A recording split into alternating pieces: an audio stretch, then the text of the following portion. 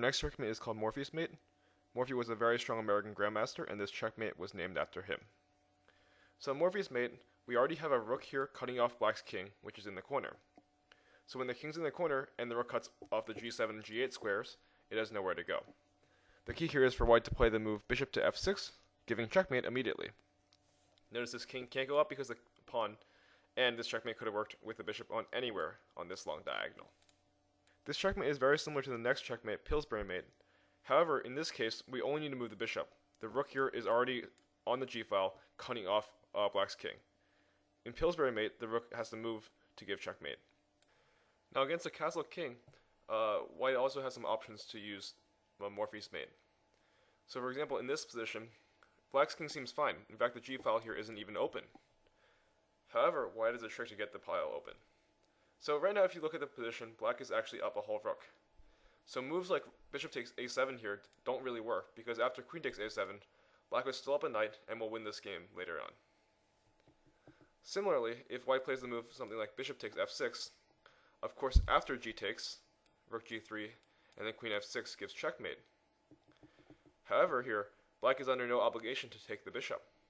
In this position, it would be smarter here for black to play something like queen to c6, trying to recover the bishop with the queen next move. If white tries something like queen to g5 here, trying to give checkmate, black can play the move queen to b6 check, for example, and after rook to f2, and queen to b1 check. After rook to f1, black can come back and save his king.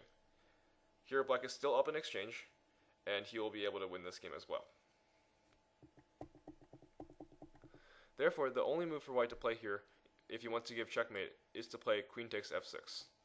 So queen takes f6, first of all, it immediately threatens queen takes g7 checkmate. Of course, black can't let this happen, but the only way for him to do that is to take on g6 himself, with his pawn. So after g takes f6, now we notice that this file is already open. So here we can simply give Morphy's mate, rook to g3 check, king h8, and bishop takes f6 checkmate. So in our last example here, we have another idea of how to use the white's open king. So we see that white's king is already open here with the g file for the rook, so the rook can come in with rook to g8 check immediately. Now after we check on g8, white's king has to come to h1, or he can play the move knight to g2. So let's first take a look at knight to g2. After this move, black can give checkmate very quickly. So what's the most forcing way?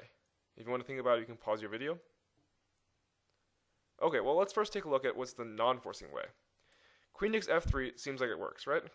I mean, after this move, there seems like white can't really protect this knight anymore, and queen takes g2 is almost unstoppable. So yeah, sure, maybe he can give some checks here and play something like queen to d7. But the point is, black will eventually give checkmate. So that works.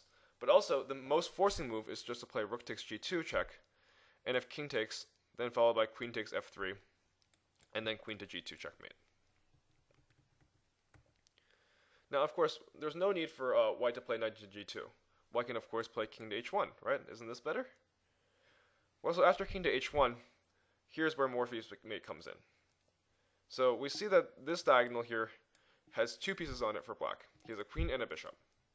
And this pawn here only has one defender, only one knight. So that means after we take and sacrifice our queen, we can still take back with a piece on f3. So bishop takes f3. And after bishop takes f3, we notice, whoa, it's checkmate. The rook is guarding this whole file, and the king here is stuck on h1.